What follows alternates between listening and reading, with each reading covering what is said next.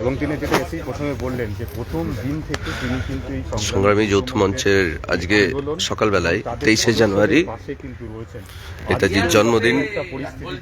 আজ সকালবেলায় উপস্থিত হয়েছেন মাননীয় শুভেন্দু অধিকারী। দিয়ে দেবে না, পে স্কেল দেবে না, তারপরে শনি রবির যে আপনার অধিকার, মমতার বাপ দিয়েছে নাকি শনি রবি? রোববার দিন মাধ্যমিকের খাতা বলছে, তার গলার স্বর শুনুন চিফ সেক্রেটারি বলছে, বাগডোগরা এয়ারপোর্ট, এনজিপি রেল স্টেশনে লোক রাখুন যাতে নর্থ বেঙ্গলের কোনো কর্মচারী বাড়ি আসতে পারে। ভার্চুয়াল মিটিং এ বলছে, ও তো সব রেকর্ড করে আমার কাছে পাঠিয়ে দেয় সবাই। দেখুন গোপালিকার বক্তব্য, বুমগুলোর কাছে উল্টে আপনার মানে কোন জায়গায় নিয়ে গেছে, মানে এ তো রাজা রাজারাও দয়াল ছিল। শুধু রাজা বলছেন কেন, যে ব্রিটিশ শাসন করেছে, পরাধীন করে রেখেছে, সেই ব্রিটিশও এর থেকে মানবিক ছিল। এত অমানবিকতা কেন এই সরকারের, কি মনে হচ্ছে এত অমানবিকতা কেন সরকারি কর্মচারীদের উপর? অমানবিকতার প্রথম কারণ হচ্ছে সরকারি কর্মচারীরা সংবেদনশীল, সচেতন। তাদেরকে ওই দমদা পুতুলের মতো ছেড়ে দেওয়া যায় না। তারা এই সরকারকে প্রথম দিন থেকে সাহায্য করেছে, কিন্তু আস্তে আস্তে 16 সালের পর থেকে এই সরকারের স্বরূপটা তারা বুঝতে পেরেছে। বুঝতে পারার পরে তারা দেখেছে যে আপাতমস্তক দুর্নীতিগ্রস্ত একটা সরকার আমাদেরকে শুধু বঞ্চিত করছে না, বাংলার লোকেদেরও বঞ্চিত করছে, শিক্ষিত বেকার যুবক যুবতীদের বঞ্চিত করছে, এবং কেন্দ্র বা রাজ্য সরকারের ম্যাক্সিমাম যে scheme as per our constitution, as per our acts, সেটা হচ্ছে ডাউন ট্রোডেল পিপুল, যারা বিলো দ্য পভার্টি লাইন, তাদের জন্য। তো এই সরকারি কর্মচারীরা দেখেছে যে আবাস যোজনা একটা গরিব মানুষকে না দিয়ে তৃণমূলের নেতা তার গোয়াল ঘর দেখিয়ে নিয়ে গেছে। এই সরকারি কর্মচারীরা দেখেছে শৌচালয় নির্মাণ স্বচ্ছ ভারতে গরিব লোককে না দিয়ে কাগজপত্র দেখিয়ে হাজার হাজার লক্ষ লক্ষ শৌচালয়ের টাকা উঠে যাচ্ছে। এই সরকারি কর্মচারীরা দেখেছে মানরেগার চুরি। এই সরকারি কর্মচারীরা দেখেছে যে পার্মানেন্ট পোস্ট 6 লক্ষ অবলুপ্ত করছে সরকার, কন্ট্রাকচুয়াল নিয়োগ করছে 4,000 থেকে 12,000। এই সরকারি কর্মচারীরা দেখছে কর্মবিনিয়োগ কেন্দ্র 51টা রাজ্যে ছিল, তার তালা চাবি ঝুলালো এই সরকার। সরকারি কর্মচারীরা দেখছে এমপ্লয়মেন্ট ব্যাংকের নামে ধাপ্পাবাজি, 1500 টাকা বেকার ভাতার নামে ধাপ্পাবাজি। এই সরকারি কর্মচারীরা দেখছে নিয়োগ পরীক্ষার কারচুপি, পিএসসি কে পর্যন্ত বাদ দেয়নি। পিএসসির অফিসের লোকেরাই তো আমাকে ইনফরমেশন দেয়। নর্থ 24 পরগনার ডিএম অফিসের মাননীয় সরকারি কর্মচারীরা, যারা একটা সময় বামপন্থী আন্দোলন করেছেন, সেই কর্মচারীরা আমার কাছে মমতা ব্যানার্জি মিড ডে মিলের টাকা থেকে হিঙ্গলগঞ্জ, সন্দেশখালীতে কম্বল বিতরণ করেছেন, এরাই আমাকে দিয়ে গেছে যে you are the leader of opposition, আপনি লড়ছেন, আপনি নেন। এইগুলো এরা দেখার ফলে মমতা ব্যানার্জি আতঙ্কিত। উনি যে স্টাইলে এই রাজ্যটা চালাতে চান, এনারা এই স্টাইলে রাজ্য চালাতে চান না, এরা আইন মেনে চালাতে চান। সমস্যা এই জায়গায়। তাই এদেরকে তিনি পক্ষে পাবেন না, পোস্টাল ব্যালটে পাবেন না, এদেরকে দিয়ে ভোট চুরি করাতে পারবেন না, এদেরকে দিয়ে মিছিল মিটিং ভরাতে পারবেন না। তাই এদের উপর যত রকমের দমন পীড়ন আছে তিনি করতে চান। উল্টো দিকে তিনি বিভাজনের রাজনীতি করে 30% সংখ্যালঘু মুসলিম ভোটকে সংগঠিত করে বাকি যে নন মুসলিম তাদের পরিবারকে 500 টাকা করে টোল দিয়ে তিনি তার ভোট ব্যাংক রেখে নির্বাচনে জিতছেন। একটা মুখ্যমন্ত্রী কালকে দাঁড়িয়ে, আমি এখানে হিন্দু মুসলিম করব না, বলছে হিন্দুরা কাফের। তিনি বলছেন আল্লাহর কসম আমি ভোট দেব না, কোনো মুসলমান যেন বিজেপিকে ভোট না দেয়। এটা একটা সিএম এর ল্যাঙ্গুয়েজ? ভারতবর্ষের কনস্টিটিউশনটা অ্যালাউ করে? মানে একটা সম্প্রদায়কে কি বিজেপির বিরুদ্ধে লাগিয়ে দিচ্ছে? আমি তখন রাজধর্ম পালন করি, for the people, by the people, of the people. কখনোই এভাবে এভাবে করা যায় না। আমি রাম শোভাযাত্রা কাল করেছি, পার্টির ঝান্ডা নিইনি, বিজেপিকে ভোট দেওয়া বলিনি। আমি আমার হিন্দু সনাতনী আমি আমার করেছি, আপনি মুসলিম আপনি আপনার ধর্ম পালন করবেন, কে বা কাকে বাধা দিয়েছে? আমি আমার ধর্মের বড়াই করব, সাধু সন্তর কথা বলবো, আপনি আপনার নবীর কথা বলবেন, কে আপনাকে আপত্তি করেছে? মমতা ব্যানার্জি একজন কাঙ্গালিনী ভোট ভিকারিনী, তিনি পশ্চিমবাংলায় এই করে ক্ষমতায় থাকতে চান, সর্বত্র দুর্নীতি করতে চান। এদের যদি কিছু হয় আগুন জ্বলবে বাংলা। এদিকে এদের যদি কিছু হয় 72 ঘন্টা হয়ে গেছে, আগুন জ্বলবে বাংলায়। আর আমি ভাস্কর বাবু সহ সমস্ত দাদাদের সব বলে যাচ্ছি, যেভাবে করছেন সব ফ্লাগ ছড়িয়ে দিয়ে ডাকুন নবান্ন অভিযান। আমি আপনাকে বলছি আমি থাকব। আমার দল কেন্দ্রীয় স্তরে অমিত শাহজির উপস্থিতিতে বলে গেছে যে সংগ্রামী যৌথ মঞ্চ যখন যেভাবে ডাকবে, যে থাকবে যে পারবে সাহায্য করবে। আমাদের কোনো কন্ডিশন নেই, এমপ্লয়ীদের ডিমান্ড লেজিটিমেট, আমাদের এই দাবির পক্ষে থাকতে হবে। অন্যরা কি বললো আমাদের কিচ্ছু জানার দরকার নেই, আনকন্ডিশনাল সাপোর্ট আছে আমাদের। এবং আমরা কর্মচারী পরিষদ সংগ্রামী যৌথ মঞ্চের সঙ্গে আছে, তাদের স্ট্রেংথ যাই হোক ছোট হলেও তারা আছে। তারা সুপ্রিম কোর্টে মিসেলেনিয়াসে ছিল মামলা, আমরা পরমজিৎ পাটিওয়ালা বাঁশরি স্বরাজকে দিয়েছিলাম। এবারে 5 ফেব্রুয়ারি মিসেলেনিয়াস থেকে বেরিয়ে এসেছে। উই আর হোপফুল যে সুপ্রিম কোর্ট এবারে কনসিডার করবে, কারণ মিসেলেনিয়াসে থাকলে না শুনতেও পারত, ওটা ওদের প্রিয়োগেটিভ। যেহেতু মিসেলেনিয়াস থেকে গত হিয়ারিংয়ে আমরা বের করে আনতে পেরেছি নভেম্বর মাসে, সেজন্য এবারে 5 ফেব্রুয়ারি আমাদের হিয়ারিং হবে। আমাদেরও লয়াররা থাকবে, বিকাশ দ্বারাও থাকবে, সবাই মিলে আমরা একসঙ্গে এদের অধিকার আদায়ের জন্য লড়ব।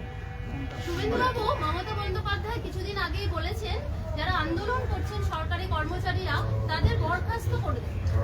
সাহস থাকলে করে দেখুন। যারা প্রাণ আত্মাহুতি দিতে চায়, অনশন মানে কি? অনশন মানে আমরণ, অনশন মানে প্রাণ আত্মাহুতি দিতে চায় নিজের দাবির সমর্থনে, তাদেরকে আপনি চাকরি কে কি করবেন? এসব ভয় এরা করে না, কন্টিনিউয়াস এই সরকারের বিরুদ্ধে। এবং এদের দাবি তো সফল হয়েছে, মাঝে মাঝেই তো 3%, 4%, এগুলো ঠেলায় না পড়লে বিড়াল গাছে ওঠে না। মমতা ব্যানার্জিকে আপনার থেকে আমি বেশি চিনি, 21 বছর ছিলাম, ওর মন্ত্রিসভার আমি মেম্বার ছিলাম। এদের গুঁতোতে ঠেলাতে সব করছে। দাদা 29 আর 30 সংগ্রামী যৌথ মঞ্চের তরফ থেকে ধর্মঘটের ডাক দেওয়া হয়েছে 29 তারিখ আর 30 তারিখ। জরুরি পরিষেবা ছাড়া সর্বাত্মক ধর্মঘট করা উচিত। আর 2 তারিখ থেকে মাধ্যমিক পরীক্ষা আমি বিবেচনা করতে বলবো 1 তারিখ বিকেলবেলা। লক্ষ লক্ষ ছাত্রছাত্রী, মমতা ব্যানার্জির ভাইপো ভাইজি বা তার ছেলে মেয়েরা, তারা তো সব প্রাইভেট স্কুলে পড়ে, বড় বড় দামি দামি স্কুলে পড়ে। আর গরিব কৃষকের বাড়ির, ক্ষেত মজুরের বাড়ির, শ্রমিকের বাড়ির ছেলে মেয়েরা, তারা তো এই সরকারি মাধ্যমে পড়ে। তাই আমি নেতাদের বলবো যে 1 তারিখ 3 দিন আপনারা নিশ্চয়ই করুন, সর্বাত্মক সফল হোক। 1 তারিখ বিকালে বিবেচনা করবেন, আমি প্রয়োজন হলে আপনাদের আপিলও করব as a leader of opposition. দ্বিতীয় দফায় আবার অনশনে আসতে হলো। থেকে বিধানসভা আবার উত্তাল হবে, বিধানসভা বাজেট অধিবেশনে উত্তাল হবে সরকারি কর্মচারীদের, পেনশনার্সদের ন্যায্য অধিকারের জন্য এবং সমকাজে সমবেতনের জন্য, আর অবিলম্বে রাজ্য সরকারের সমস্ত শূন্য পদ পূরণের জন্য। যদি উড়িষ্যা 58,000 ক্যাজুয়ালকে এক রাত্রে পার্মানেন্ট করে দিতে পারে, বিহার যদি সমস্ত পার্ট টাইমার প্যারা টিচারকে রেগুলারাইজ করে দিতে পারে, হোয়াই নট ওয়েস্ট বেঙ্গল? এই রাজ্যে প্রকৃতি মা আমাদের যা দিয়েছে, বালি, পাথর, কয়লা, মোরাম, ম্যাঙ্গানিজ, তার 10% রাজস্ব সরকারের কাছে আসছে, 90% ভাইপোর ঘরে যাচ্ছে থ্রু পুলিশ। সব রাজ্যের রেভিনিউ সরকারের ঘরে যায়। রাজস্ব department after chief minister department ইচ্ছে ভেরি ইম্পর্টেন্ট ডিপার্টমেন্ট। আর আমাদের এখানে রেভিনিউ ডিপার্টমেন্টটাকে শেষ করে দিয়েছে। আসানসোলের কয়লা কোনটা আসল কোনটা নকল আপনি পাবেন না। বীরভূমের ডিসিআর অরিজিনাল 200 হলে 20,000 হচ্ছে নকল। একই ছাপ, একই স্ট্যাম্প, ধরার কোনো কারণ নেই। গোটা রাজ্য জুড়ে ওভারলোড বেআইনি, কোথাও শিব ছাপ, কোথাও মন্ডল ছাপ, কোথাও ত্রিশূল ছাপ, সব কার্ড দেখিয়ে দিচ্ছে রাস্তায়, পুলিশ ছেড়ে দিচ্ছে। হবে কি করে, দিতে পারবে কি করে? আপনি গায়ের জোরে আয়ুষ্মান ভারতে না গিয়ে স্বাস্থ্য সাথীতে ঢুকেছেন। 7-8 হাজার টাকা আপনার লুট করছে নার্সিংহোমগুলো। আপনি বাংলা ফসল বীমা যোজনা করে ইন্স্যুরেন্স কোম্পানিকে টাকা লিকেজ করে দিচ্ছেন। প্রধানমন্ত্রী ফসল বীমা যোজনা হলে এক্ষুনি পশ্চিমবঙ্গে মাসে 10,000 কোটি টাকা এক্সট্রা রেভিনিউ, এক্সট্রা সাশ্রয় করা যায়। এ করবেন না, উদ্ধত্ত, অহংকার। শেষ কথা বলি, কে জিতবে জনগণ ঠিক করবে। ভোটে একে হারানো দরকার। একে ভোটে না হারানোর জন্য ধাপ্পা মেরে ধুপগুড়িটাও জিতলো। বিডিও অফিসে বিডিওর লেখার উপরে দেখবেন এস লিখে দিয়েছে, বিয়ের উপরে এস লিখে বিডিও বসিয়ে দিয়েছে একটা। না আছে এসডিও অফিস, না আছে এসডিও কোর্ট, না আছে মোটর ভেহিকেল অফিস, না আছে সাব ডিভিশন হসপিটাল। একটা সাব ডিভিশন করতে গেলে তার যে ইনফ্রাস্ট্রাকচার, পরিকাঠামো, তার মিনিমাম নেই। পিছনে লেখাটাও অসম্পূর্ণ, দেখবেন জোর করে দিয়েছে বিয়ের উপরে এস লিখে ডিও দিয়ে একটা ভিডিও চেয়ারে গিয়ে এসডিও কে বসিয়ে দিয়েছে। ধাপ্পাবাজ একটা, ফ্রড, চিটিংবাজ একটা। এরকম চিটিংবাজ মুখ্যমন্ত্রী তার বংশকে পশ্চিমবঙ্গের লোক দেখেনি, আর ভবিষ্যতেও দেখবে। দাদা, যেখানে সংগ্রামী যৌথ মঞ্চ আজ 1 বছর হতে চললো আন্দোলন করছে, বেকার ছেলে মেয়ে যারা চাকরি পাওয়ার যোগ্য তারা চাকরি পায়নি, অথচ লেবার ডিপার্টমেন্ট সরকারের, এই পশ্চিমবঙ্গ সরকারের লেবার ডিপার্টমেন্ট বলছে প্রায় 13.5 লক্ষের উপর মানুষ, ছেলে মেয়ে সবাই বাইরে চলে যেতে চাইছে। কি বলবেন আপনি? বাইরে চলে যেতে চাইছে মানে কাজের জন্য, এখানে তো কাজ নেই। 50 লক্ষ লোক বাইরে আছে, কেউ নাম তোলেনি এখানে। 50 লক্ষ লোক বাইরে আছে। আপনি আপনার পাড়াতে, আপনার গ্রামে খোঁজ নেবেন কত মানুষ। গোপালিকা, সে আরেকটা ডাকাত, সে একটা প্রফর্মা লিখে পাঠিয়েছে 12 সাল থেকে কতজন চাকরি পেয়েছে। আমি তাকে এক্স হ্যান্ডেলে জানিয়েছি, তুমি আরেকটা প্রফর্মা ছাড়ো যে 12 সাল থেকে বেকার কত, নাম নথিভুক্ত কত করেছে, কত সরকারি কর্মচারীর পোস্ট তোমরা অবলুপ্ত করেছো। আমি ক্যাবিনেটে ছিলাম, অমিত মিত্র যাকে এখনো 3 লাখ টাকা করে বেতন দিয়ে বাড়িতে বসিয়ে রেখেছে সরকারি বাংলোতে, মুখ্যমন্ত্রীর অ্যাডভাইসার করে 6 লক্ষ পোস্ট। প্রত্যেকটা ক্যাবিনেটে 30,000, 40,000, 25,000 করে পার্মানেন্ট পোস্টকে অবলুপ্ত করিয়েছে সরকার। এত পাপ করেছে বেকার যুবক যুবতীদের সঙ্গে, ধ্বংস হয়ে যাবে এরা। এই পোস্টগুলোর এগেইনস্টে তো ক্যাজুয়াল নিয়েছে, কন্ট্রাক্ট, অর্থ কমিশন থেকে তো পয়সা পাচ্ছে।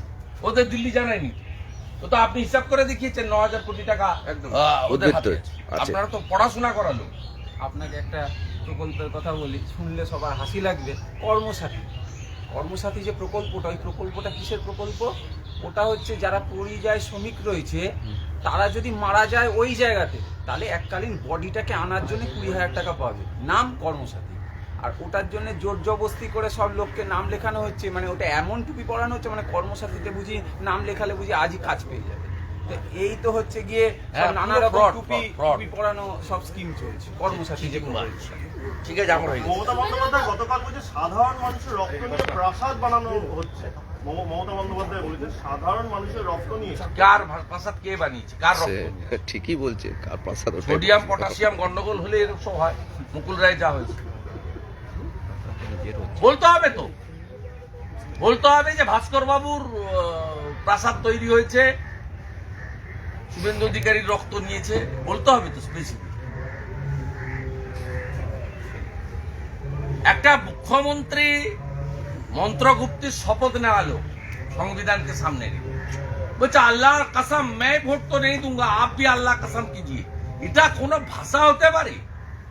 মুসলিমরা কেন রিয়াক্ট করছেন না? আপনার আল্লাহকে রাস্তায় নামিয়ে এসছে মমতা। সব হিন্দু আমরা কাফের, কালকে দাঁড়িয়ে বলছে। This type of language uttered by স্টেটের চিফ মিনিস্টার। কত নিচে না নামলে এই জিনিস করে। শুভেন্দুবাবু, আপনি বললেন যে নবান্ন অভিযান করুন, আমরা সাথে আছি। না, নবান্ন যে আমি কারো না, ওনারা করুন। আমি ওনাদেরকে এনকারেজ করি। আমাকে সব কর্মসূচিতে ডাকেন, আমাদের মধ্যে নিয়মিত যোগাযোগ আছে। 19 তারিখে মহাসমাবেশও, মহামিছিলেও ওনারা অন্যদের মতো আমাকেও ডেকেছিলেন। আমি জলপাইগুড়িতে মেখলিগঞ্জে আমার প্রি কমিটেড প্রোগ্রাম ছিল, আসতে পারিনি। আমার পক্ষ থেকে দুজন বিধায়ক ওদের সঙ্গে আছেন।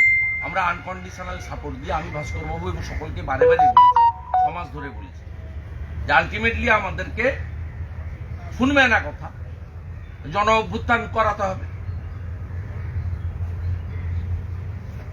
দ্বিতীয় বিশ্বযুদ্ধে তো এপিসেন্টার ছিল আপনার বার্লিনের প্রাচীর। পরবর্তীকালে নন্দীগ্রাম আন্দোলন একটা মাইলস্টোন।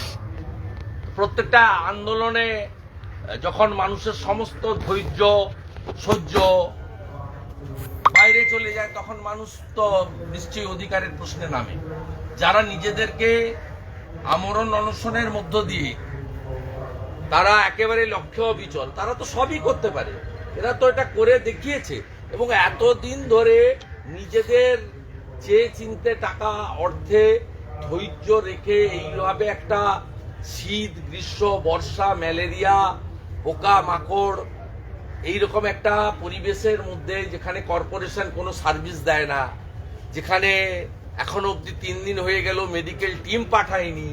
আপনারা পরে বলবেন যে এরা খেয়ে করছে, আপনারা আপনার ডাক্তার পাঠিয়ে দেন না, পিজি থেকে এনআরএস থেকে স্বাস্থ্য দপ্তর থেকে, তারা দেখে সব টেস্ট করে বলে দিক না যে এরা কি খেয়েছে না খেয়েছে, কি আন্দোলন হচ্ছে। এই যে একটা মানবিক দৃষ্টিভঙ্গি এবং এই মানসিকতা এদের নেই। তার মধ্যে ভাইপো একবার এখানে ঢুকে পড়লো শহীদ মিনারে, আর্মির পারমিশন, পুলিশের পারমিশন, কোর্টের পারমিশন নিয়ে ঢুকে পড়লো। কেন? ভেবেছিল যে আমরা 15-20 হাজার গুন্ডা আমদানি করব, শকত আরাবুলদের মতো, শাহজাহান শেখদের মতো, তো এরা উঠে পালিয়ে যাবে। এরা তো সেদিনও লড়েছে, এই জায়গাটা দখল করেছে, সেদিনও লড়েছে। সংগ্রামী যৌথ মঞ্চ দেখিয়ে দিয়েছে লক্ষ্যে অবিচল থেকে কি করে লড়াইটা করতে হয়, দেখিয়েছে। শহীদ মিনারে 10-12 হাজার গুন্ডা আনা হয়েছিল কেন? আমরা চারদিক থেকে আসবো, পুলিশ তো দাঁড়িয়ে থাকবে। ওই দিন যদি ওরা ঢুকে এখানে মারতো, পুলিশ দাঁড়িয়ে দাঁড়িয়ে দেখতো, যেমন পঞ্চায়েত ভোটে দেখেছে, যেমন বিধানসভা ভোটের পরে রক্তের হোলি খেলা দেখেছে। বিধানসভায় আমাদের মেরেছে, 5 MLA ইনজোর্ড হয়েছে, নরহরি মাহাতো সহ, ফেলে দিয়ে মেরেছে রহিম বক্সিরা। শকত মোল্লারা ঘাড়ের উপর চেপে মেরেছে, দাঁড়িয়ে দাঁড়িয়ে মেরেছে। এদেরকে তুলে দেওয়ার জন্য সেদিন লোক এনেছিল। তাই এরা সেদিনও উঠেনি, ভবিষ্যতেও উঠবে না। মমতা ব্যানার্জিকে এদের কাছে বো ডাউন হতে হবে, নইলে পদত্যাগ করতে হবে, নইলে জনগণ প্রাপ্ত হবে। ঠিক আছে, আমার অনেকক্ষণ হয়ে গেছে। আমি যাই নন্দীগ্রামে। পরে সংগ্রামী যৌথ মঞ্চ। বলছি কলকাতায় আর কিছু আছে নাকি আজকে? কলকাতায় আর কিছু আছে নাকি আজকে? না, আমি